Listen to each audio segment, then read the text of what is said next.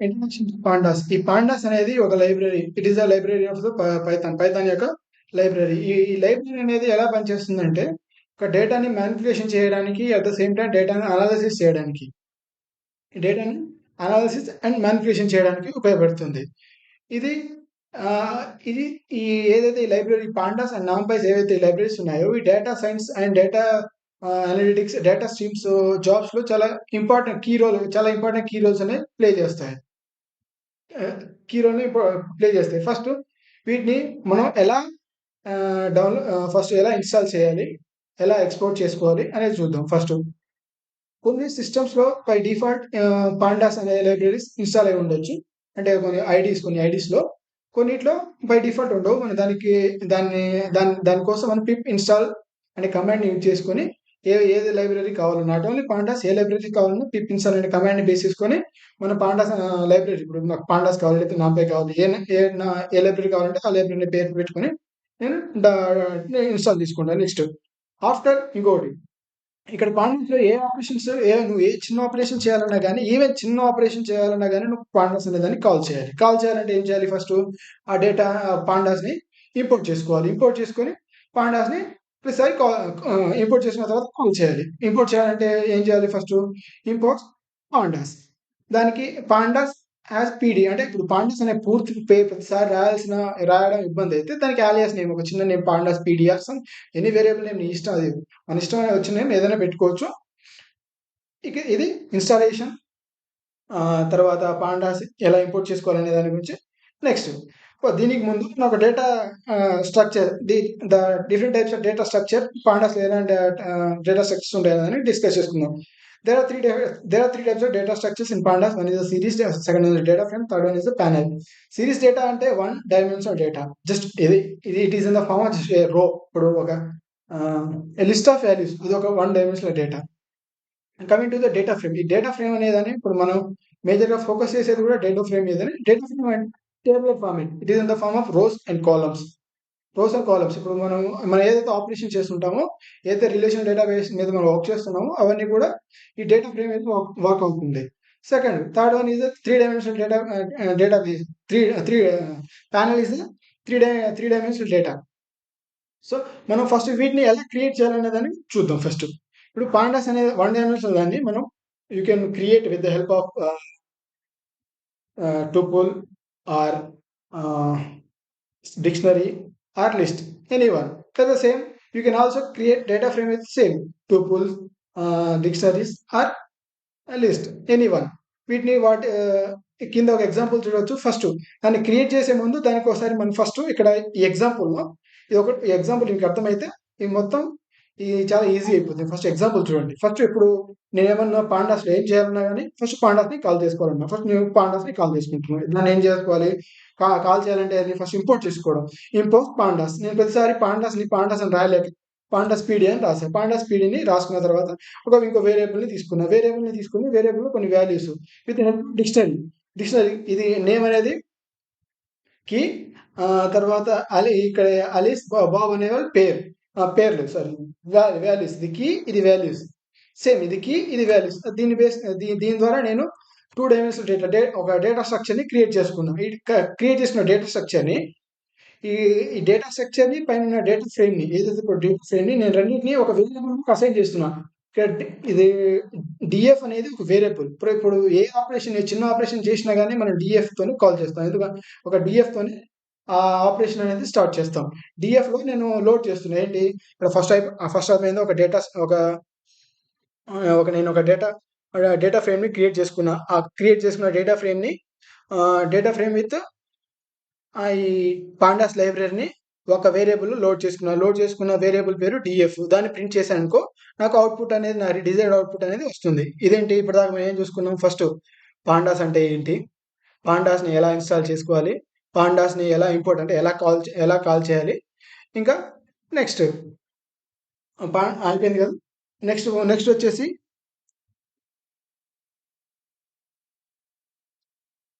పాండాస్‌లో నార్మల్‌గా ఒక list, tuple, డిక్షనరీని base చేసుకొని మనం క్రియేట్ చేసుకోవచ్చు. అలా కాకుండా ఏదైనా ఫైల్ ఇప్పుడు మన సిస్టమ్‌లో సిఎస్వి ఫైల్ కానీ, ఎక్సెల్ ఫైల్ కానీ, జేసన్ ఫైల్ కానీ వాటి నుంచి వాటిని మనం రీడ్ చేసుకొని వాటిలో ఉన్న డేటా మీద కూడా ఆపరేషన్ పర్ఫామ్ చేయొచ్చు. దానికోసం మనం ఏ కమాండ్ వాడతాం రీడ్ అండర్ స్కోర్ సిఎస్వి అయితే సిఎస్వి, లేకపోతే ఎక్సెల్ అయితే ఎక్సెల్, జేసన్ అయితే జేసన్. ఇవన్నీ మనం ఒక ఫైల్ని రీడ్ చేసుకొని దాని మీద ఆపరేషన్స్ పర్ఫామ్ చేసుకోవడానికి ఇది. తర్వాత ఇప్పుడు ఏదైతే ఆపరేషన్స్ అన్నీ అయిపోయాయి, ఆపరేషన్ అయిపోయిన తర్వాత దాన్ని మనం రైట్ చేయాలంటే మనం దాన్ని ఎక్స్పోర్ట్ చేయాలి. రైట్ చేయాలనుకున్నప్పుడు దాన్ని ఏమో వాడతాం, దానికి to Excel, to CSV, to అనే కమాండ్. డిఎఫ్ అనేది ఇందాక నేను చెప్పా కదా, దీంట్లో ఇది వేరియబుల్లో మనం డేటా ఫ్రేమ్ని పాండాస్ని కాల్ చేసుకున్న వేరియబుల్ టు ఎక్సెల్. ఆ ఫైల్ యొక్క ఇక్కడ ఏమొస్తుందంటే ఫైల్ యొక్క location with file name with extension. Same ఇక్కడ కూడా ఇక్కడ మెన్షన్ చేయలేదు, ఫైల్ నేమ్ విత్ ఎక్స్టెన్షన్. ఇది ఫైల్ని ఎలా రీడ్ చేయాలి, రీడ్ చేసిన ఫైల్ని ఎలా ఎక్స్పోర్ట్ చేయాలి. నెక్స్ట్ టాపిక్ వచ్చేసి ఇప్పుడు డేటా ఫ్రేమ్ అనే దాని నుంచి మనం ఇప్పుడు ఈ సెషన్లో మనం మెయిన్ ఫోకస్ చేసేది వచ్చేసి data frame. Two dimensional data, it is in the form of rows and columns, table అని చెప్పారు. టేబుల్ అంటే డిఫరెంట్ కాలమ్స్ ఉంటాయి, డిఫరెంట్ రోస్ ఉంటాయి. ఇప్పుడు నాకు ఒక కాలం కావాలి, ఎక్స్ట్రా కాలం కావాలి, ఉన్న కాలం నాకు వద్దు. అలాంటప్పుడు ఆ కేసెస్లో నేను ఆ డేటాని ఎలా చేంజ్ చేస్తా. అప్పుడు నేను ఎలా చేంజ్ చేస్తానంటే, ఫస్ట్ ఏదైనా ఒక కాలం కావాలంటే ఇందాక మనం డిఫైన్ చేసుకునే ఏదైతే వేరియబుల్ ఉందో డిఎఫ్ని ఏదైతే కాలం నేమ్ కావాలో న్యూ కాలం యొక్క నేమ్, ఆ కాలంలో నీకు ఏ వాల్యూస్ కావాలి, అర్థమైందా?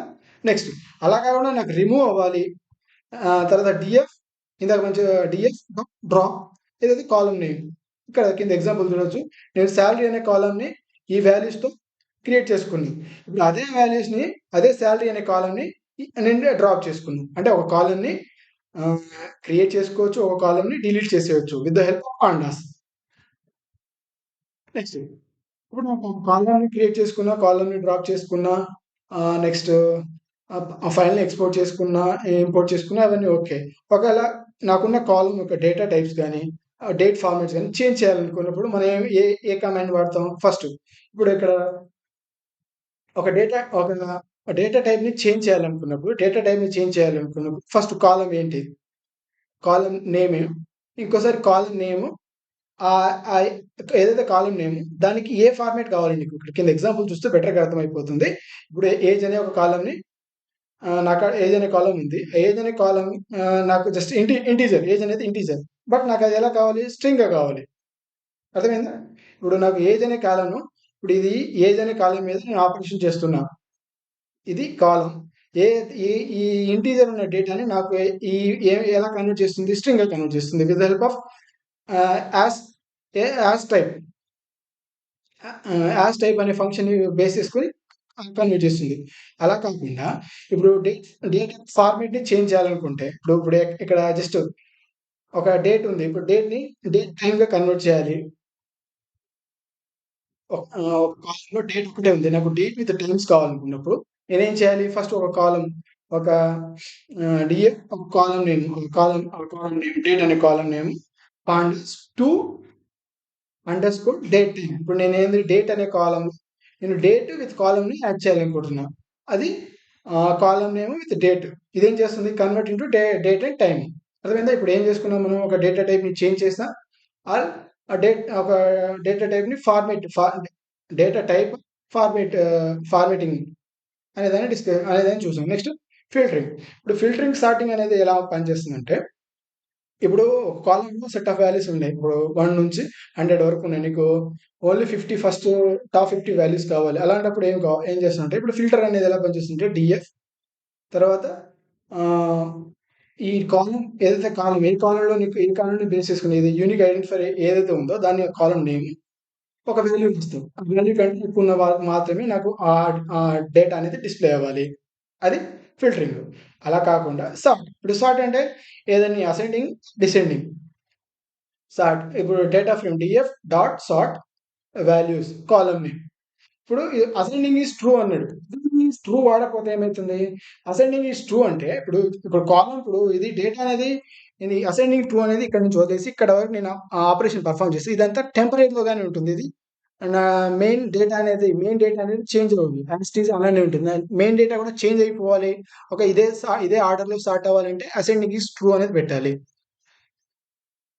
నెక్స్ట్ ఈ మెర్జింగ్ అండ్ జాయినింగ్ అనే కాన్సెప్ట్ ఎలా అంటే ఇప్పుడు 2 కూడా డిఫరెంట్ టేబుల్స్ బేస్డ్ అనే స్పెసిఫిక్ కాలమ్‌ని కా కాలమ్ బేస్ చేసుకొని కంబైండ్ అవ్వడం వల్ల ఏం చేస్తుందంటే రో అనేది నెంబర్ ఆఫ్ రోస్ అనే యొక్క అకౌంట్ అనేది ఇంక్రీజ్ అవుతుంది.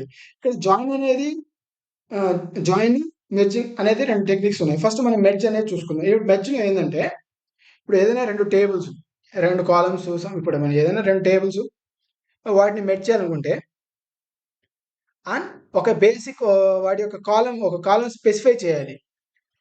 ఒక కాలమ్ మీద స్పెసిఫై చేయాలి. బట్ అలా కాదు. ఇక్కడ జాయిన్స్ వచ్చేసి డిఫరెంట్ టైప్స్ ఆఫ్ జాయిన్స్ ఉంటాయి. మనం అక్కడ డిస్కస్ చేసుకున్నాం కదా ఎస్‌క్యూఎల్‌లో ఇన్నర్ ఆర్ ఔటర్ ఆహ్, తర్వాత లెఫ్ట్, రైట్ ఆ జాయిన్‌ని బేస్ చేసుకొని ఈ జాయిన్ అవుతుంది. ఈ డేటా అనేది కంబైన్ అవ్వడం జరుగుతుంది. ఇక్కడ మనం ఇక్కడ జాయినింగ్, మెర్జింగ్ అనేది డిస్కస్ చేసుకున్నాం. ఇప్పుడు అపెండింగ్ అంటే ఒక డేటా ఓహ్, ఒక టేబుల్ ఉంది. ఇంకో టేబుల్ ఉంది. వాటిని ఫస్ట్ టేబుల్ వచ్చేసి ఫస్ట్ టేబుల్ వాటి యొక్క కాలమ్స్, సెకండ్ టేబుల్ యొక్క కాలమ్స్ సేమ్ ఉంటాయి. సెకండ్ టేబుల్ వచ్చేసి ఫస్ట్ టేబుల్‌కు యాడ్ అయిపోవడం. అంటే adding, depending nothing but adding. దానికి ఏం చేస్తాం మనం జస్ట్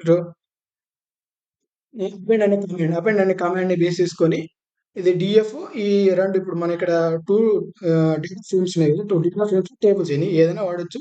2 డేటా ఫ్రేమ్స్‌ని మనం ఇప్పుడు డేటా ఫ్రేమ్స్ గురించి డిస్కస్ చేసాం. 2 డేటా ఫ్రేమ్‌ని ఆపరేట్ చేసేయొచ్చు. ఇండెక్స్ ఈస్ ట్రూ అన్నప్పుడు సేమ్. ఇండెక్స్ అంటే మీ మెమరీలో వాల్యూస్ కూడా చేంజ్ అయిపోవాలి. మనం ఇక్కడ చేంజ్ చేసినట్టు. తర్వాత ఏదైతే ఏదైతే మనం గ్రూపింగ్ చేసామో, ఏదైతే డేటాను మనం అంటే సిమిలర్ టైప్ ఆఫ్ రికార్డ్స్‌ని మనం గ్రూప్ చేస్తాం. గ్రూప్ చేసి వాటి మీద అగ్రిగేట్ ఫంక్షన్‌లో ఎలా అయితే అగ్రిగేట్ ఫంక్షన్ అప్లై చేస్తాం. ఇప్పుడు ఒక కాలమ్‌లో ఎంప్లాయీ ఎంప్లాయీ అని ఎంప్లాయీ డిపార్ట్మెంట్ కాలంలో ఇప్పుడు ఎంప్లాయీ, మేనేజర్ వాళ్ళ యొక్క సేమ్ డొమైన్ పీపుల్స్‌ని కంబైన్ చేసి వాళ్ళ యొక్క సాలరీ యావరేజ్ ఎంతుంది? వాళ్ళ యొక్క సాలరీ మాక్సిమం ఎంతుంది? అనే ఫంక్షన్‌ని మనం అనే ఫంక్షన్‌ని పర్ఫార్మ్ చేయడానికి ఈ గ్రూప్ అండ్ అగ్రిగేట్ ఫంక్షన్ ఉపయోగపడుతుంది. అగ్రిగేట్ ఫంక్షన్ అనేది గ్రూప్‌తో వర్క్ అవుతుంది. సేమ్ మన ఎస్‌క్యూఎల్‌లో చూసుకున్నట్టే ఇక్కడ కూడా అంతే. తర్వాత ఇప్పటివరకు మనం ఏం చేసుకున్నాం? డేటాని ఫిల్టర్ చేసుకున్నాం, సార్ట్ చేసుకున్నాం, గ్రూపింగ్ చేసుకున్నాం, తర్వాత మెర్జింగ్ చేసుకున్నాం, అపెండింగ్ చేసుకున్నాం, జాయినింగ్ చేసుకున్నాం. ఇప్పుడు ఒకవేళ డేటాలో నల్ వాల్యూస్ ఉన్నాయి. నల్ వాల్యూస్‌ని మనం ఎలా ఐడెంటిఫై చేయాలి?